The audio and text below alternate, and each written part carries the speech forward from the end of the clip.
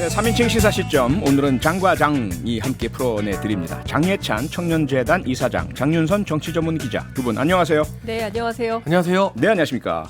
지금 저희 모습 유튜브로 생중계되고 있으니까요. 유튜브 MBC 라디오 시사 채널로도 함께해 주시면 감사하겠습니다.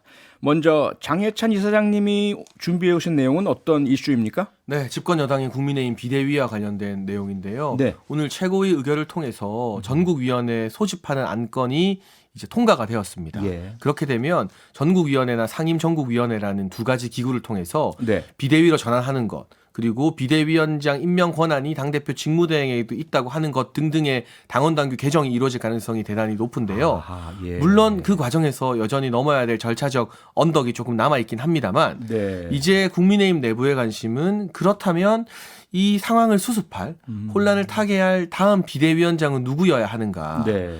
이 임명 권한이 당대표 직무대행 즉 권성동 원내대표에게 주어진다고 하여도 자의로 결정하는 게 아니라 의총을 통해서 대다수 의원들의 의견을 좀 수렴하는 과정을 거치지 않겠습니까? 그러겠죠. 지금 당내에서는 여러 중진 의원들의 이름도 거론되고 있고 네. 원외 인사 몇몇 도 하마평에 오르고 있는데 비대위원장이 누구일지 그리고 이 비대위의 기간과 성격을 어떻게 규정할지가 다음 과제가 될 것 같아서 오늘의 이슈로 선정했습니다. 네. 뭐 장예찬 이사장님 쭉 설명을 해주셨는데 장윤선 기자님 보시기엔 그러면 절차적 문제 이제 당원 당규가 개정이 되면 다 해소가 되고 이제 비대위원장이 누구냐만 남은 것이다. 이렇게 갈까요? 네, 대단히 이제 압축적 설명을 해주셨는데 네. 사실은 가야 할 길은 대단히 멀고 험하다고 아직이요? 볼 수가 예, 그렇죠. 왜냐하면 우선 지금 뭐 절차를 밟아서 당원 당규를 이제 개정을 하고 네. 그래서 전국 상임위하고 상임위에서 바꾼다고 하더라도 전국에서 바꾼다고 하더라도 예. 여전히 이준석 변수는 살아 있는 것이죠. 이준석 대표가 이제 법률적으로 소송을 제기하거나 가처분 신청을 했을 때 이것도 이제 여러 과정이 또 가능한 거죠. 이제 법원이 인용을 했을 경우 또 법원이 뭐 정당 얘기는 정당끼리 알아서 하세요. 법원이 개입하지 않습니다. 뭐 이렇게 할 경우. 네. 그리고 또 하나 또 경찰 조사에서 이준석 대표가 기소되느냐 마느냐, 불기소 처분되느냐 아니면 기소되느냐. 그런데 지금 보면 오늘 아침 나온 보도를 종합을 해보면 서울경찰청에서 김성진 아이카이스트 대표를 대상으로 해서 3-4차례 정도 더 소환 조사를 할 수밖에 없다 이렇게 얘기를 하고 있기 때문에 네. 실제로 수사는 상당히 구체적으로 그리고 지속적으로 진행될 가능성이 높다. 왜냐하면 뭐 오늘 내일 모레 이렇게 사흘간 내리 불러서 조사할 가능성 없지 않습니까? 최소한 뭐 일주일에 한 번씩 부른다 하더라도 3주간의 텀이 생기는 것이기 때문에 그러면 경찰 조사 기간도 굉장히 길어지게 되고 네. 장 단장님께서 굉장히 이제 콤팩트하게 설명을 해주셨지만 실제로는 가야 할 그 이제 사법적인 길이 굉장히 길다. 그리고 그 긴 세월만큼 또한 당 내부에서 겪어야 할 혼란 또한 짧지 않다 이런 네. 말씀을 드릴 수 있을 것 같습니다. 네. 우선은 이제 그런 가처분 신청 문제는 조금 두고 보기로 하고요. 이준석 대표도 아마 그 부분의 실익은 상당히 좀 어렵게 생각을 하고 있을 것 같은데 문제는 좀 이상한 상황입니다. 어떻게 보자면 이준석 대표에 대한 경찰 수사 결과가 결과적으로 시간이 오래 걸린 이후에 뭐 기소를 못하는 상황이 된다라고 한다면 국민의힘은 오히려 상당히 커다란 역풍을 맞을 수도 있을 것 같고요. 반대로 그렇다면 같은 식구고 같이 일해온 이준석 대표가 기소되기를 바라야 하는 이런 상황은 또 옳지 않은 상황 아닌가 어떻게 보세요? 그러니까 저는 뭐 수사 결과에 대해서 전망하거나 예단하고 싶진 않고요. 예. 거기에 어떤 정치적 바람이 들어가는 것 자체가 공정한 수사, 객관적인 수사를 방해할 수 있는 요인이 될 수 있기 때문에 그렇죠. 그 부분은 정말 국민의힘 정치인 누구든 섣불리 예상도 하지 말고 건조하게 경찰에 맡기는 게 맞다고 봅니다. 네. 그럼 경찰도 이게 중요한 사건이기 때문에 나름 조직에 명운을 걸고 어떤 결론을 내리든 확실한 근거를 뒷받침하기 위해 노력하겠죠. 네. 그리고 이 경찰의 의견을 냈을 때 바로 뭐 기소나 불기소 되는 게 아니라 또 검찰로 넘어가지 않습니까? 네. 검찰에서도 한번 보는 절차를 우리가 차분하게 기다릴 필요가 있다는 생각이 들고요. 지금은 이제 사법적인 문제에서 정치적인 문제로 전환이 된 것 같아요. 아하. 그 기소 유무 결론이 근시일 내에 날 것 같지는 않거든요. 네. 서울경찰청장 말을 보면 뭐 한 달 정도 더 김성진 대표에 대한 조사가 필요한 것 같은데 그와 무관하게 지금 국민의힘이 위기 상황이다라는 데는 대부분 인식을 동의할 겁니다. 네. 그러니까 대선도 이기고 지방선거도 이겼는데 왜 위기냐라고 물어본다면 국민들 앞에 죄송하다라고 할 수밖에 없지만 어쨌거나 이유야와 막론하고 굉장히 혼란스러운 상황이 되었어요. 그래서 이걸 빨리 정리할 새로운 리더십이 필요하다는 데는 대다수 의원들이 동의를 하고 있거든요. 네. 그러면 이제 비대위 전환을 전국이나 상임전국위에서 의결하면서 이 비대위로 전환되는 근거, 이 당의 의총에서 일정 수준 이상이 비상 상황이라고 의결하면 비대위를 갈 수 있다라는 새로운 당원 당규를 하나 만들어야 되고 네. 그 추천권을 이제 그동안은 대표와 권한대행에게만 허락했었는데 직무대행에게도 허하는 그 두 가지 당원 당규 추가나 개정이 필요해 보입니다. 네. 그 이후에 결과적으로 뭐 많은 살이 남아 있습니다만 일단 수습할 수 있는 안정감과 경륜을 갖춘 비대위원장이 오게 된다면 예. 당내에 여러 가지 목소리들이 조금 잦아들지 않을까 싶고요. 네. 지금은 아직까지 지도 체제에 대한 확실한 정립이 끝나지 않았기 때문에 예. 저마다 의원들이 이래야 된다 저래야 된다 목소리를 굉장히 많이 내고 있어요. 네. 그게 나름은 충언이겠지만 국민들 보기에 굉장히 혼란스럽거든요. 근데 일단 비대위원장이 자리를 잡게 되면 네. 적어도 어느 정도는 원톤 원보이스를 내면서 국민의힘이라는 정당이 좀 내부의 골문 상처를 치유하는 기간으로 나아가지 않을까. 네. 물론 제 희망사항입니다.만 염치가 있다면 집권 여당이 그래야죠. 빨리 이 네. 골문 상처를 좀 회복하고 민생과 예. 경제 전념해서 정부가 하는 일 도와줘야죠. 네. 네. 근데 지금 보면 예.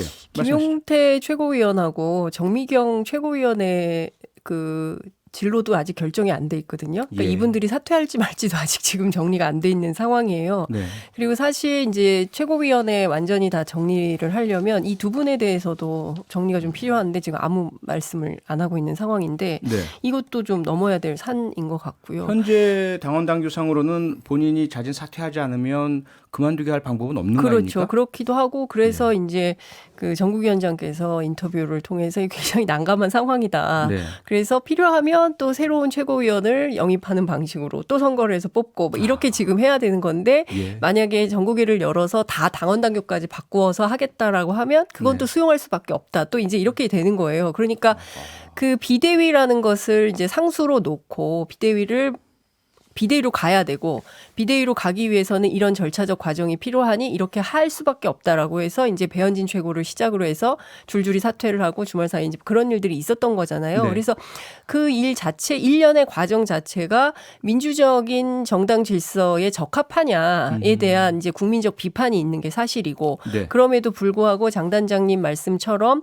당 내부에서는 지금 권성동 원내대표가 잦은 실수로 실제로 지지율을 까먹고 정당의 지지율마저 그러니까 정부와 정당의 지지율을 동반하락하는 주요 원인이 되고 있으니 이분이 좀 사퇴를 할 수밖에 없는 건데 또 직무대행만 사퇴를 하고 또 원내대표는 사퇴를 하지 않겠다고 하는 이 좀 기이한 상황인 것이죠. 예.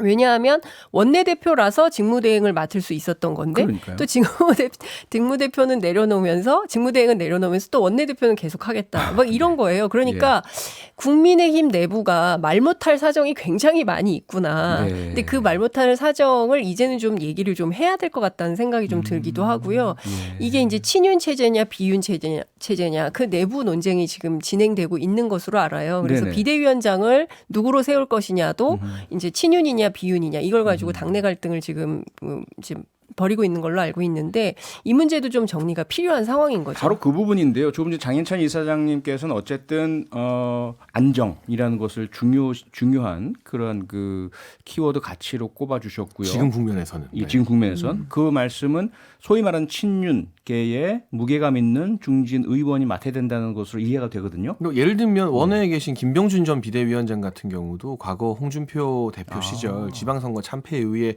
당을 잘 수습했던 전력이 있습니다. 그래서 저는 원외 인사라고 한다면 김병준 전 비대위원장이 먼저 떠오르고 네. 원내에서는 뭐 정진석 의원, 주호영 의원, 조경태 의원이 하마평에 오르내리는 것 같아요. 네. 그런데 지금 정부가 출범한 지 2달 이제 아직 100일도 안 된 시점에서 이 당에 비윤이 있는 게 말이 되나라는 생각이 저는 들거든요. 아하. 모두가 친윤이라는 마음으로 뭐 개파 나눌 것이 아니라 정부의 성공을 위해서 좀 파트너가 되기 위한 책임감을 가져야 된다. 그래서 네. 지금 이 국면에서 차기 비대위원장이 친윤이다 비윤이다 논하는 것 자체가 좀 이 말이 안 되는 상황 같고 네. 대통령실이나 정부와의 원활한 소통을 할 수 있는 사람 그로 인해서 경제와 민생 또 물가나 유가 문제를 해결하는데 집중적으로 조력할 수 있는 사람이면서 당 구성원들의 신뢰를 받을 수 있는 사람이어야겠죠. 그러니까 참신과 파격이 필요한 때가 있고 경륜과 안정이 필요한 때가 있는데 지금은 명백하게 경륜과 안정이 필요한 때다. 그래서 개개인 누가 좋다라기보다는 앞서 말씀드린 그런 조건에 부합하는 분이 들어와야 되는 게 맞는 것 같고요. 네. 다만 이제 정당 민주주의 차원에서 이 사태를 현재 진행 과정을 어떻게 바라보느냐. 뭐 어쩔 수 없는 조치다, 피치 못하다라고 보는 분들도 있고 이건 좀 절차적으로 허술하지 않느냐라고 비판하는 분들도 있습니다. 네. 다만 다만 이 의원총회에서 89명 중에 명시적으로 반대 의사 밝힌 분이 김웅 의원 한 분이었거든요. 네. 그렇다면 의총에서 뭐 90%도 아닌 99%의 의원들이 찬성한 방향으로 당을 운영하는 것이 정당 민주주의에 위배되는 것이냐. 과거에는 뭐 친박 체제였다고 해도 비박들이 과반정도 있고 때로 경론이 막 붙었었어요. 그런데 지금은 뭐 소위 강한 친윤이건 아니면 좀 상대적으로 이 친윤이라는 분들과 거리가 있는 분들이건 간에 당이 이대로는 안 된다. 그러니까 원인을 떠나서 일단 좀 바꿔야 된다라는 데는 공감대를 가지고 있는 것 같거든요. 네. 미시적인 접근 방법은 다를 수 있어도 비대위 전환을 통해서 당을 수습해야 된다라는 데는 당의 중지가 모였기 때문에 그 방법을 찾아나가는 게 꼭 정당 민주주의에 위배되는 방향이라고는 생각하지 않습니다. 장 기자님께서 파악하신 국민의힘 내부의 여론, 지금 장인찬 이사장님께서는 안정, 그 친윤, 비대위원장 이것이 답이다라는 말씀 강하게 주셨는데 반대 이야기도 있잖아요. 혁신형 비대위 문제의 네. 원인과 대책을 달리 보는 네. 그 목소리는 아주 작은가요? 어떻게 보세요? 꼭 그렇지는 않습니다. 그러니까 제가 보기에는 지금 이제 핵심은 지지율에 있어요. 그러니까 네. 대통령 지지율이 지금 한 60-70% 된다고 하면 아무도 친윤계로 가자는 것에 대해서 문제 제기하지 않을 겁니다. 그런데 지금 대통령 지지율이 28%대로 주저앉았기 때문에 다들 걱정을 하는 거예요. 어떤 걸 걱정하느냐. 이대로 계속 갈 경우에는 2024년 총선에서 참패할 거다. 왜냐하면 안 그래도 중간선거, 중간평가 성격이 있는 데다가 예. 거기에다가 대통령 지지율까지 이렇게 낮으면 사실상 국정 수행하기가 굉장히 어렵고 당장 오늘 속보로 나온 게 박순애 장관이 이제 만 5세 네. 그 이제 추앙 연령 하는 거 취소하겠다라고 얘기가 나왔어요. 그러니까 그래요? 안 되는 거예요. 힘이 예. 안 실리고 국민들이 이제 신뢰하지 않는 정책이 이제 막 나오게 되는 것이죠. 그러니까 이렇게 되면 뭘 해도 안 되는 이런 상황이 되기 때문에 예. 여당은 지금 굉장히 긴급한 상황이 되는 것이죠. 그러니까 뭐라도 하려면 바꿔야 되고 바꾸지 않으면은 뭐 이제 정부뿐만 아니라 내년 아니 내후년 총선에서 다 같이 질 수 있다. 이렇기 때문에 살려면 어떤 거론되는 방안으로 혁신형 비대위원장 후보는 어떤 분들이에요? 그러니까 지금 제가 취재해 본 바에 따르면 5선 이상 중에서 찾아보자. 그러니까 외부 인사는 좀 아닌 것 같다. 아니고, 예, 예. 그래서 뭐 김종인 비대위원장 뭐 자기는 그런 생각 없다. 네. 그다음에 뭐 김한길 국민통합위원장. 근데 지금 뭐 당장 국민통합위원장 맡았는데 지금 당 비대위원장 이건 좀 아닌 것 같다. 네. 그리고 이제 앞서 말씀하신 누굽니까 그 교수님 갑자기 김병준. 국민대 네. 김병준 교수님은 생각은 있으신 것 같은데 당 내부에서는 좀 여러 고민이 있는 것 같아요. 예. 그리고 이제 조경태 의원이 뭐 유력하다 뭐 이런 얘기들이 나오는데 실제 본인도 그런 생각이 있는 것 같고요. 네. 이제 반대로 이제 그 정진석 부의장 같은 경우는 친윤계이기 때문에 그러니까 친윤계는 다 짚어주셨고 네. 혁신형으로 그렇죠. 꼽히는 대표가 누구냐는 말이죠. 그러니까 혁신형 비대위원장으로 지금 말씀드린 것은 이제 뭐 윤상현 조경태, 의원이 좀 꼽히는 뭐 것 같은데. 윤상현 의원 얘기도 나오는데 네. 실제로 이제 자가 발전해서 말씀하시는 경우들도 좀 있어요. 지금 그런가요? 상황을 제가 취재를 해보니까. 네. 그러니까 뭐냐면 그런데 이제 핵심적인 얘기는 이런 것 같습니다. 김기현 의원도 마찬가지인 것 같고요. 지금 제일 중요한 것은 다소 거친 말이 나온다 하더라도 예. 그리고 다소 불편한 심경이 된다 하더라도 대통령에게 직언을 할 수 있고 그리고 사태 해결을 하기 위해서 네. 실제로 민심이 어떤지를 알겠습니다. 정확하게 전달할 수 있는 그런 목소리가 강하다 이 말씀이죠? 예, 그런 알겠습니다. 당대표가 필요하다 이런 얘기를 하고 있는 네. 것이죠. 시간 관계상 10초만 짧게 정리하면 예, 말씀하시죠. 박순애 장관 그 5세 그거는 취소한 게 아니라 네. 대통령실에서 공론화 과정을 거치라고 그런가요? 이제 이 교육부에게 뭐 지시라고 할까요? 그런 네. 의견을 전달해서 충분한 공론화와 의견 수렴 과정을 거치겠다로 발표가 나왔다. 네, 알겠습니다. 그런데 이제 그 이어서요 또 속보가 나왔어요. 박순애 그 장관 이후에? 네, 아예 안 한다고요? 알겠습니다. 그 부분은 조금 이따 저희가 확인을 해서 다시 말씀드리도록 하고요. 이 민주당도 한번 살펴봐야 될 테니까요. 장 기자님 그 민주당 관련 이슈 가져오셨죠? 네. 어떤 겁니까? 참 이것도 말씀드리기가 좀 갑갑한 이런 네. 상황이긴 한데요. 뭐죠? 지금 이제 욕하는 온라인 플랫폼 아. 얘기가 나왔습니다. 예. 그래서 과연 이것이 실현될 수 있을까에 대한 논란이 좀 있어서요. 이 이슈를 예. 좀 짚어보려고 합니다. 그러니까 이재명 의원이 뭐 최근에 여러 뭐 발언 논란들이 있긴 했었는데요. 네. 이번에 또 다시 당내의 의원들을 욕하는 온라인 플랫폼을 만들겠다라고 해서 또 논란이 되고 있는 거죠. 설명 좀 그렇습니다. 해주세요. 이 그러니까 부분. 정확한 워딩을 좀 취재해 보니까요. 예. 욕하고 싶은 우리 국회의원 단체장 당 지도부 있으면 2주에 가장 많은 항의 문자를 받은 사람은 누구? 이달에 땡땡땡 이런 거 한번 해보려고 해요. 이렇게 말했는데 이 발언 자체가 지금 문제로 지적이 좀 되고 있는 겁니다. 네. 당내에 욕만 하는 온라인 플랫폼을 만들겠다는 거냐, 이거 좀 문제가 있는 거 아니냐라고 해서 논란이 세게 일고 있어서 취재를 해봤는데 예. 실제로 이재명 의원실에 취재를 해보니까 꼭 그런 것은 아니었는데요. 당원들의 자유로운 의사를 좀 표현할 수 있는 통로가 부족한 것 같다. 그래서 당원들이 국회의원 개인의 휴대전화를 알아내고 그리고 그걸 가지고 문자 보내고 이른바 문자 폭탄을 쏘는 것이 문제인데 이것은 사실상 상대방을 억압하는 방식이고 그리고 대개의 경우는 이런 주장이 관철되지 않는다. 심한 욕설이기 때문에 그런 것이죠. 예.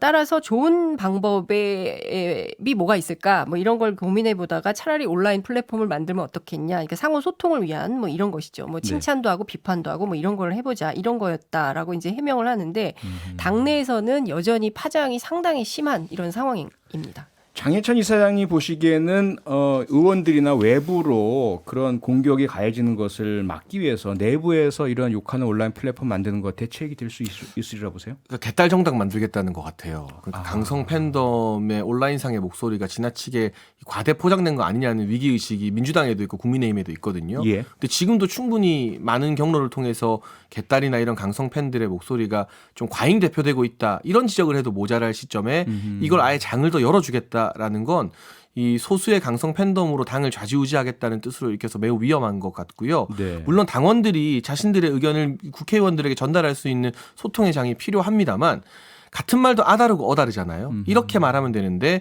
이달 가장 뭐 비판 많이 받은 의원을 전시하겠다라는 건 공개적으로 박용진이나 이상민 같은 개혁파들을 내가 공개 처형하겠다라는 말처럼 들릴 수 있기 때문에 굉장히 위험한 것 같고 정무적으로도 네. 당대표 선거에서 이재명 의원은 어떻게든 강훈식 의원이 완주하게 만들어야 됩니다. 또 강훈식 의원은 상대적으로 박용진 의원보다는 이재명 의원과 가까운데 네. 자꾸 이런 식으로 반 이재명 전선을 만들 수 있는 명분을 주면 강훈식 의원이 완주하고 싶어도 이건 아니다 싶어서 박용진 의원과 단일화할 가능성이 좀 더 커지기 때문에요. 아하. 이제 지자체장 할 때보다 국회의원을 하면은 하루하루 주목받는 언론의 관심도가 더 커지고 네. 노출도 많아지는데 이게 박용진 의원이 지적한 것처럼 사법 리스크보다 더 큰 이재명 의원의 실언 리스크가 되는 것은 아닐까 좀 지켜봐야겠습니다. 네. 장윤성 기자님, 지금 뭐 박용진 후보 의원의 어떤 비판도 짚어줬지만 장해찬 이사장이 여러 다른 그 당대표 후보들도 비판을 하고 있죠, 이 발언에 대해서. 뭐 그렇죠. 이제 강훈식 의원도 마찬가지예요. 그러니까 민주주의의 퇴행이다. 이제 이런 비판을 하고 있고 예. 말씀하신 것처럼 온라인 인민 재판 하자는 거냐. 그리고 좌표 찍기 아예 길을 터주겠다는 건가? 뭐 이런 비판도 나오고 있고 홍위병을 동원한 정치를 하겠다는 거냐. 그러니까 거센 말들이 굉장히 많이 나오고 있습니다. 그리고 이제 비판과 비난 그리고 비판은 할 수 있는데 네. 비난과 항의를 숫자로 딱 이렇게 랭킹을 해가지고 세우는 게 과연 민주주의고 이게 새로운 민주당의 노선인 거냐 이런 비판이 있고요. 네. 조응천 의원도 오늘 아침 라디오 인터뷰에 나와서 아무리 공인이지만 그래도 이렇게 명예라는 것이 있다. 그러니까 본인이 이제 휴대폰 메시지로 이렇게 막 욕설이 오는 것은 그냥 나 혼자 보고 말 일이긴 한데 이거를 공개적인 온라인 플랫폼에 걸어놓고 아무개가 이러이러한 욕을 먹고 있다라는 게 계속 전시되면 네. 그걸 좀 어떻게 견디느냐 이건 좀 너무 심한 거 아니냐 이렇게 가면 조금 중우정치에 빠질 수 있어서 이거는 네. 곤란하다 이런 비판을 좀 제기하고 있습니다. 이재명 의원이나 이재명 의원실에서는 억울해하는 분위기인 것 같습니다. 언론이 왜곡 보도한다는. 네, 그러니까 자꾸 발언이 왜곡되고 있는데 예. 어떻게 생각해 보면 그 자체가 이재명 의원 스스로 자신이 표현이 미숙해서 그런 것 같다. 그래서 앞으로는 그렇게 하지 않겠다라는 얘기를 주변에 하고 있고요. 네. 메시지가 많이 바뀔 거라고 합니다. 그런데 다만 언론에서 너무 침소봉대하는 거 아니냐, 이것은 좀 자제해달라라는 얘기도 하고 있는데요. 네. 어찌됐든 문자 폭탄 문제에 대해서는 본인도 인식하고 있고 이것을 바꾸는 정치 행태가 알겠습니다. 필요하다는데 공감하고 있는 것 같습니다. 장해찬 이사장님도 20초 예, 마무리하시죠. 네, 지자체에만 있던 이재명 의원이 국회라는 이제 진짜 링으로 올라왔습니다. 검증의 시간이 이재명 의원에게도 시작되었다고 평하겠습니다. 알겠습니다. 장예찬 이사장, 장윤선 기자 두 분과 함께했습니다. 수고하셨습니다. 네, 감사합니다. 감사합니다. 평일 저녁 6시 5분에 여러분을 찾아갑니다. MBC 라디오 표창원의 뉴스 하이킥.